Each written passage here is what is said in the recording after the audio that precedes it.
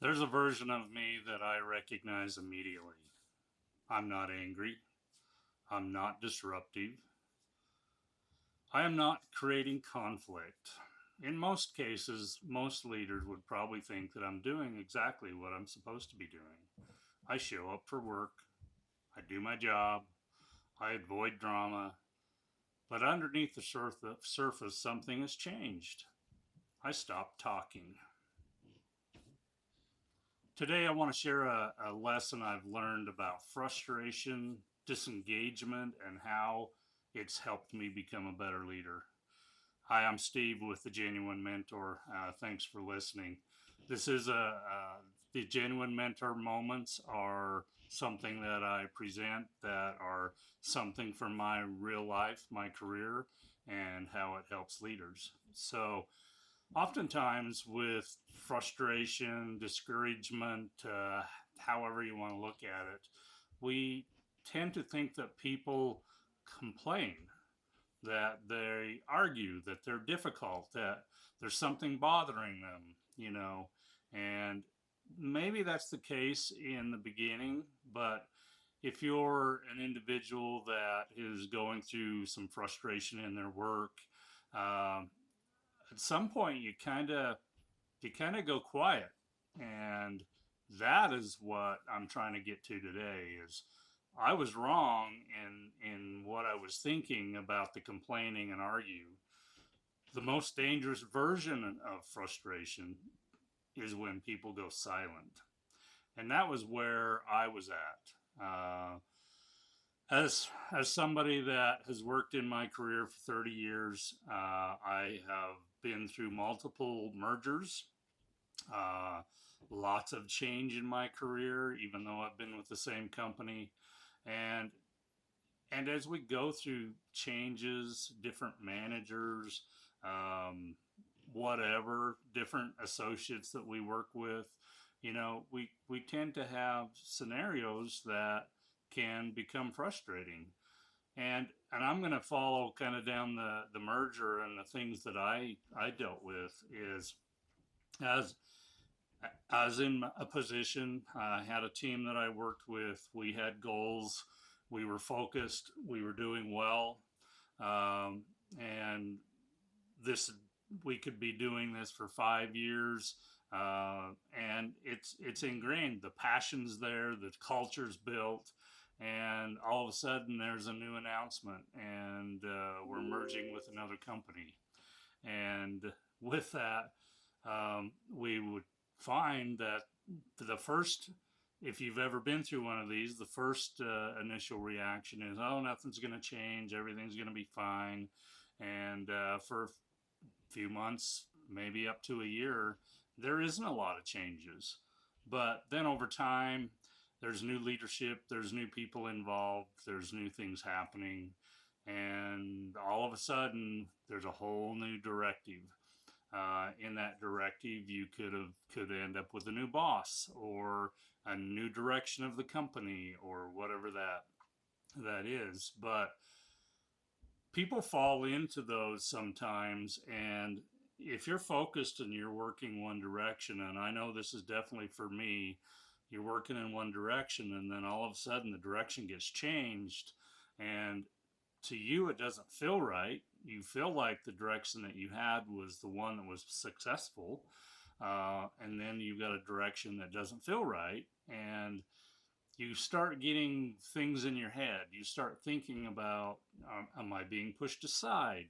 New people, new management. Maybe I'm not in the same position I used to be with people knowing who I was, and so you get those thoughts going in your head, and then you start thinking, well, am I invisible? Am I going to be replaced? And then you start dealing with perception versus reality. You know, trying to figure out really what's going on. Am I just making this up? Is it this bad?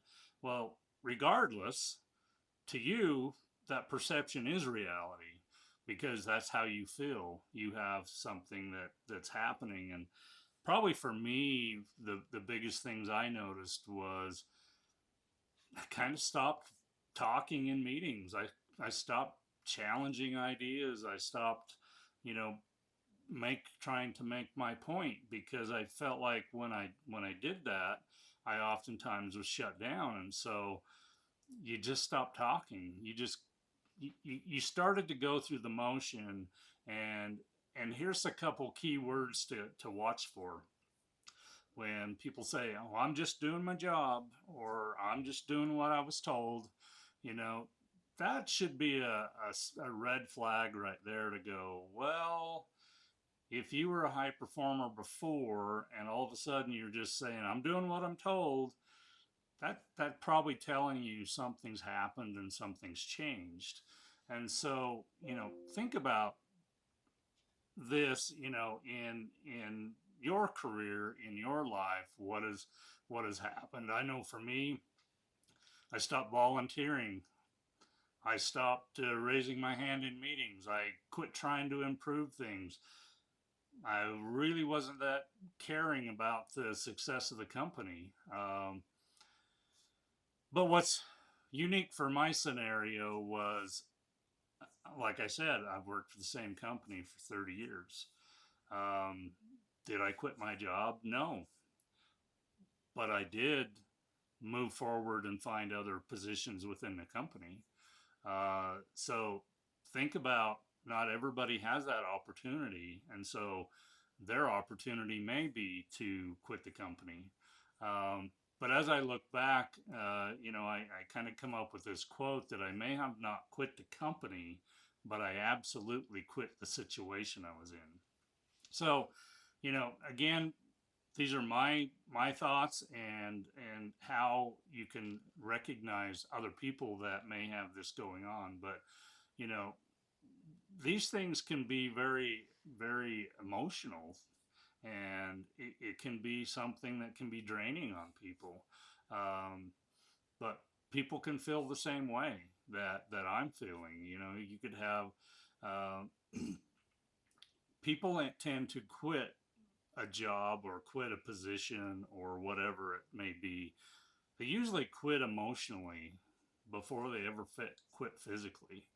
And this is the part that leaders often miss, is that emotional disconnect that's happened.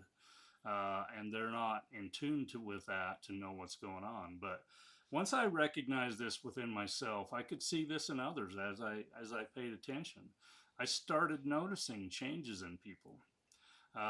Employees who suddenly became quiet in meetings. If they were somebody that always had a great idea or always had a point to make, or was looking for ways to improve, was bringing you ideas, and then all of a sudden they kind of quit. Okay, there's a sign that enthusiasm changed. That's another sign that you could watch for. Comments, like I mentioned, "Oh, I'm just doing my job." That's another red flag to kind of watch for. These people that used to contribute and really be a part of things, all of a sudden they feel like they're in the background now. Well, there might be a reason they're in the background, is they feel invisible. They feel like nobody's listening. Uh, but here it's noticing what feels different, and then trying to figure out, what am I missing in this. Um, so here's where, I in a lot of my videos I talked about one-on-ones, and here's a perfect opportunity to take one of your one-on-ones and dig in of figuring out what's going on. Allowing that person to have a safe space to be able to talk, and you be able to listen to what's really down deep, what's happening. Um, Maybe this person got passed over with a promotion. I've seen this happen before, where things are going along and the manager either takes another position to move on, or that manager leaves the company, retires, whatever. And all of a sudden, the next person in line gets put in as what they call the interim manager. Well, that goes on for months, and that person really never gets thought of as the replacement, and oftentimes is doing a great job. And then all of a sudden they hire somebody from outside, and they come in and plop a new person in there. Well, how does that person feel, when they've been there, they've been doing the job, but they're not good enough to be hired for the job? You know, those kinds of things happen all the time in business world. Uh, and so little things like that, being passed over on a job, and up front they may say, oh, don't worry about it. I'm okay with it. Maybe I wasn't ready, whatever, they play it off. But in reality, it really sunk down deep. Or maybe there's something that somebody said to them that set them off. Or maybe it's just nobody's listening to them. And if nobody's listening, then they kind of like, well, why keep bringing my points up? But all of these things kind of can play into it, and a one-on-one digging in can maybe find these things out. Um, but some of this isn't just about the employees. It isn't just about leadership. This is a human function that we're talking about today. It does not necessarily have to be in business, but I've seen this happen in work, and I've also seen it happen in home. And look at the amount of divorces that we have. I went through a divorce myself. Is there a part in that where one of the two sides tends to stop listening, tends to stop talking, tends to stop being enthused, loses the passion? All those same things I've talked about all play into just human experiences. Think about if you've raised kids, kids change as they hit teenagers. They may not want to talk to you. Well, that could just be, being a teenager, but maybe they want more. Maybe they want to be noticed as an individual instead of a child. Who knows what the reaction may be? And we have friendships where somebody may have offended somebody else, and all of a sudden somebody's quiet. People quit calling. You've got all those same things that we're talking about in the work world happening in our human life that we deal with every day. So this is definitely a people thing. Um, so one of the most valuable skills I think we can develop isn't speaking, it's noticing. And you think about it as a leader, you have a team of people that you're leading, you're working with, you're trying to be in tune with them. You got to notice these little things. You got to pay attention to what's going on. You got to see that, oh, so and so sits at their desk a lot and doesn't come into my office anymore, or whatever the change. Anybody that has a change in how they typically respond, are we noticing that? Are we noticing these energy changes of how they are they bubbly and then they're not? You know, are we seeing enthusiasm differences? Are we seeing participation differences? Again, are we seeing silence? And this, I think, is really something to key in on if we want to be a true leader and we want to lead people.